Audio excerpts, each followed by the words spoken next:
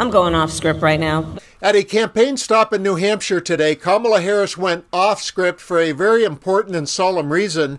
And if you've been watching today's news, you can probably guess why. And I have all the details for you next. I have been watching Kamala's stump speech today from Portsmouth, New Hampshire, so I can break it down for you in this report. And here's what I've curated. First up is the scripted moment and announcement that was the theme for today's speech, and then the unscripted moment she had to address the tragic school shooting today in Winder, Georgia. The announcement in this first video was set up nicely by the Axios headline that read, "Harris readies aggressive tax relief boost for small businesses." And you won't believe the glowing review that a Fox News commentator said about it. Here's both clips, and please stand by for Harris's unscripted comments about the shooting. We're going to help more small businesses and innovators get off the ground, okay? Now, I'm setting what some, I'm sure, are going to call a very ambitious goal, but you know what? I think we should admire ambition in each other.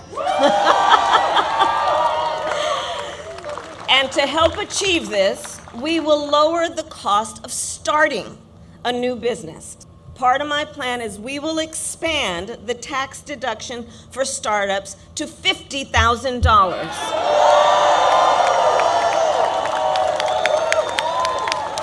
It's essentially a tax cut for starting a small business. Just want to press the point.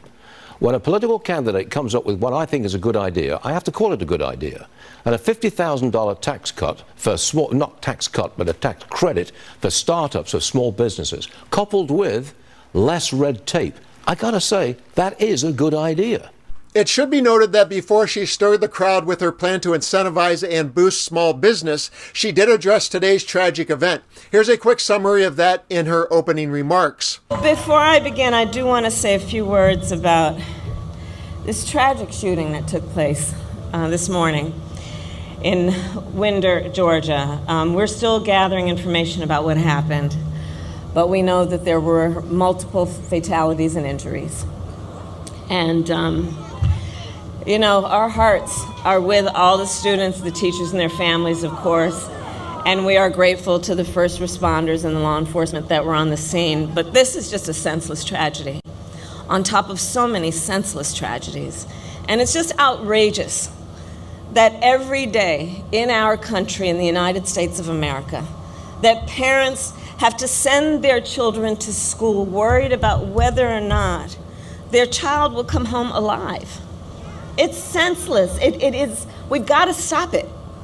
And we have to end this epidemic of gun violence in our country once and for all. You know, it doesn't have to be this way. It doesn't have to be this way.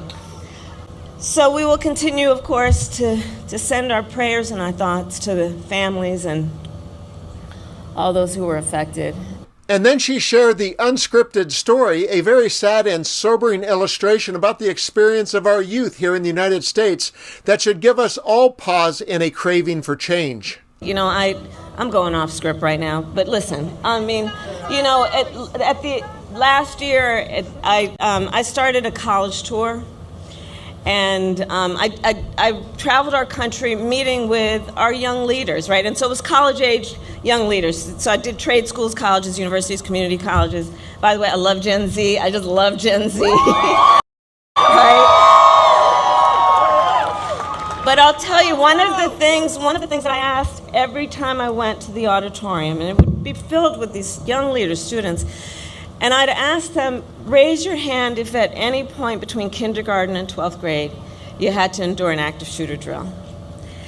And for the young leaders who are here who are raising their hand, I'm telling you, every time the auditorium was packed and almost every hand went up.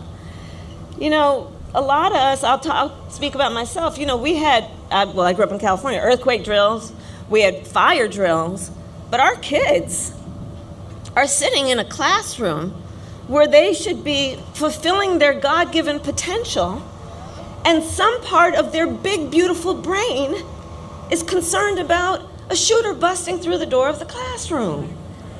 It does not have to be this way. It does not have to be this way. And, you know, this is one of the many issues that's at stake in this election. I struggle to find the words to analyze today's events for you in a political context, but here's someone who does not. In a press release from the White House, President Joe Biden said, after decades of inaction, Republicans in Congress must finally say enough is enough and work with Democrats to pass common sense gun safety legislation. We must ban assault weapons and high-capacity magazines once again, require safe storage of firearms, enact universal background checks, and end immunity for gun manufacturers. These measures will not bring those who were tragically killed today back, but it will help prevent more tragic gun violence from ripping more families apart.